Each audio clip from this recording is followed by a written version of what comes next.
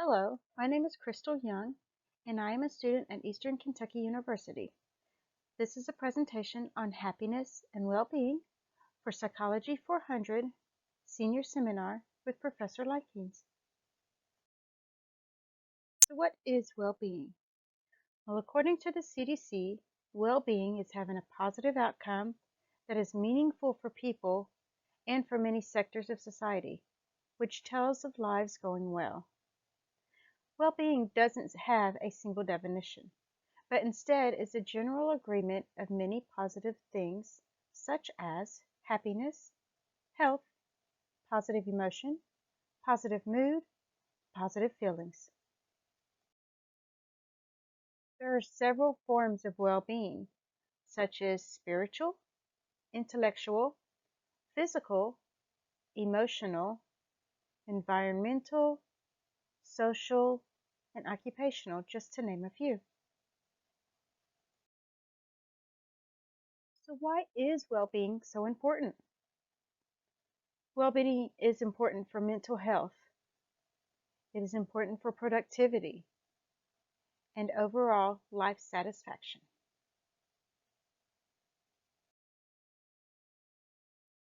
Well-being is the key to them all. There are three major components of well-being, all of which are important to keep well, to function well. These are emotional, social, and physical. There are some ways to measure well-being as well, such as surveys and questionnaires.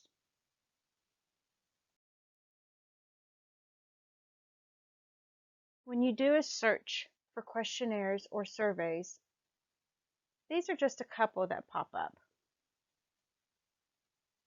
There's also several applications for smartphones and tablets that are available for use as well.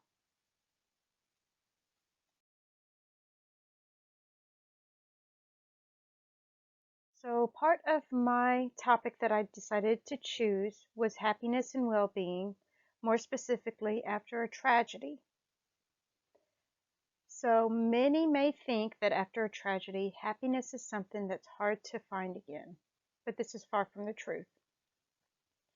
Instead of dwelling in pain and suffering after a loss or a trauma, my personal life, I decided to use it and grow from it instead.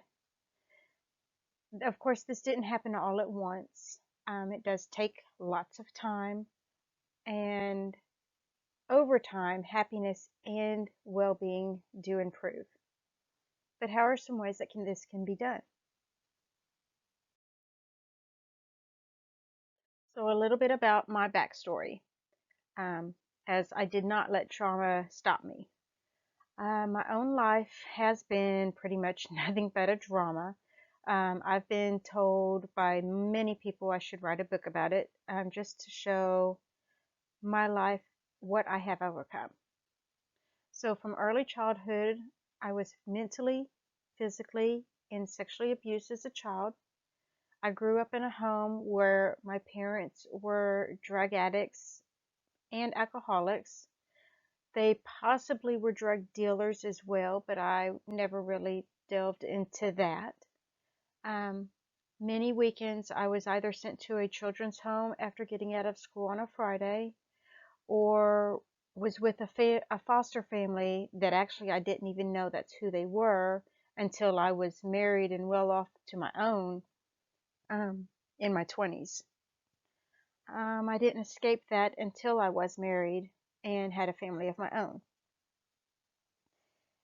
With that, I thought everything would stop, come to a halt. But instead, my firstborn child was born with a very rare heart defect at the time.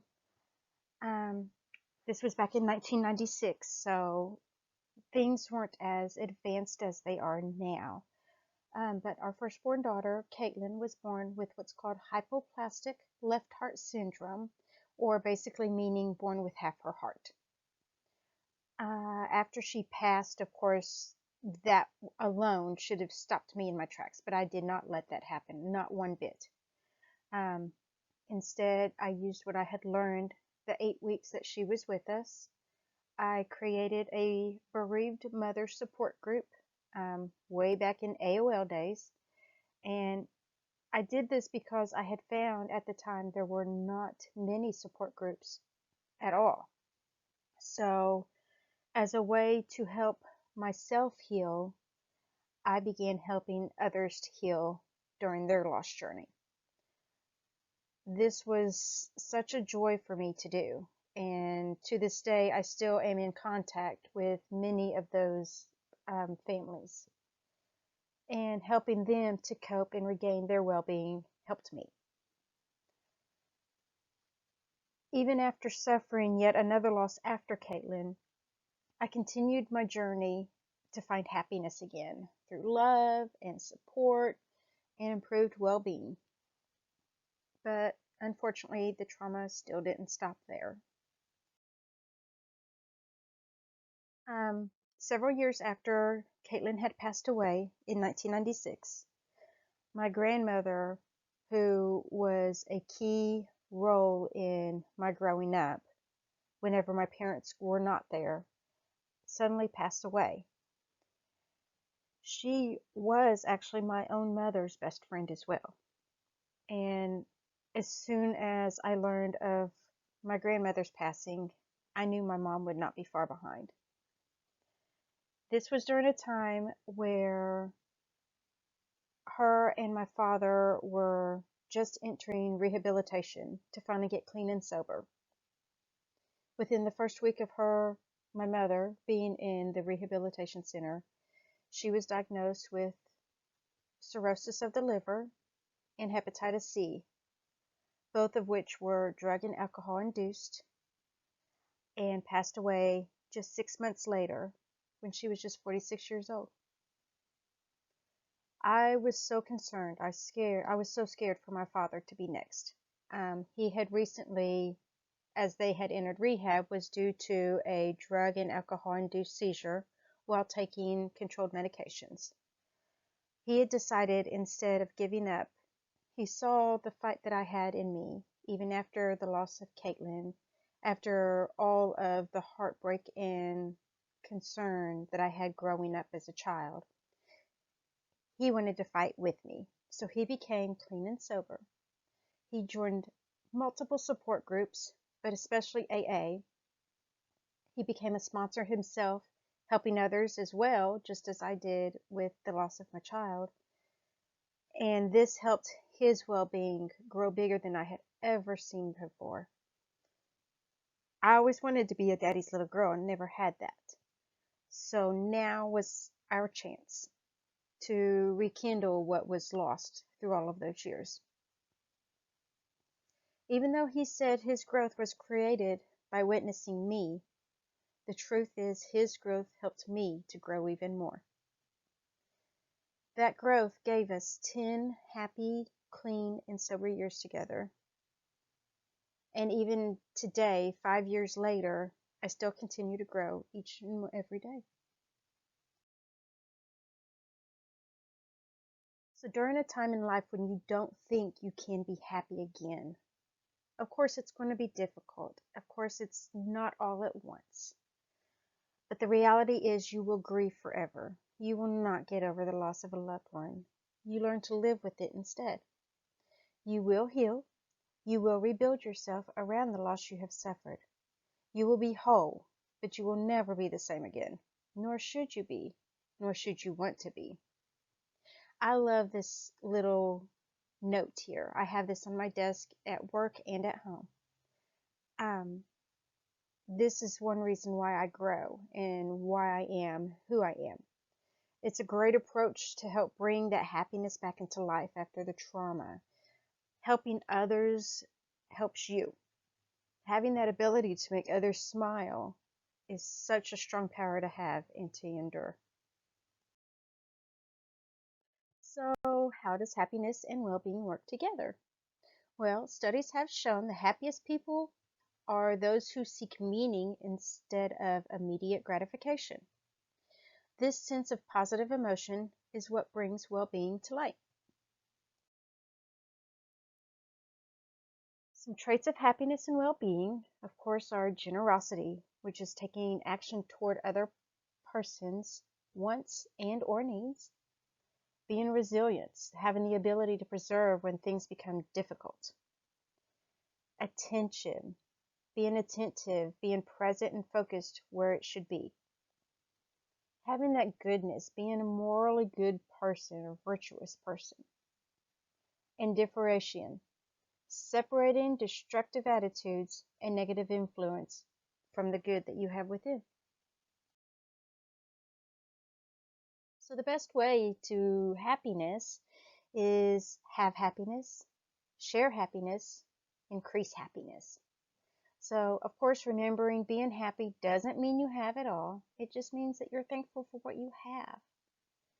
When you share your happiness, it's the best way to multiply your happiness. And it also increases it. Learning to live the best life. So during Module 6, while reading the book, The Myths of Happiness, What Should Make You Happy But Doesn't, What Shouldn't Make You Happy But Does, by Sonia Lembrowski, we did learn some major turning points in our lives and how to overcome them by having the right goals and the right state of mind. Of course, failures are going to happen. That's just life. But how we respond to these failures is the key to happiness, which increases our well-being. It's all connected and it all improves over time. So how do I find happiness? Well, as mentioned before, my own happiness has taken many years to find and build from. After loss and trauma, it would have been so easy for me to have just done nothing at all, just hide away. I wanted to break that chain. I wanted to create positive experiences for happiness, and I wanted to do it for myself and for my family. So that's what I did. So I fight. I fight hard. Change starts from within. So I fought to change the patterns I had grew up with. I stayed in school, graduated from the top of the class from my high school in 1995, being the first in my entire family to do so. I did things a little differently. I did get married. I did have a family first. But in 2013, I graduated again at the top of the class with the Associates in Health and Science in the field where I help others as a medical assistant, which has helped me all while working full-time and with young children at home, 2 at the time. And here I am today, 43 years old, graduating with a bachelor's in psychology, all while working full-time, continuing to raise my family, including a surprise little 4-year-old. In the pursuit of happiness and well-being, happiness comes from within and is found at the present moment by making peace with the past and looking forward to the future. As mentioned before, these things do not happen overnight. Work hard, work smart, be happy. You are in charge of your own happiness, which increases your well-being. And even through all the trauma we may endure, happiness can prevail. So there are some things you can do to help yourself along the path to happiness. And they're little things, really, when you look at them. Find joy in the little things. Start each day with a smile. Connect with others. Do what you're most passionate about. Reflect on the blessings and be grateful. Choose to be positive. Take steps to enrich your life. Create plans and goals to achieve. Live in the moment. Ask for help when you really need it. Let go of any sadness and disappointment. Practice mindfulness. Practice makes perfect. Walk in nature and laugh, making time for play. Most of all, be good to yourself. So start today and be happy. These are my references I've chose for this presentation.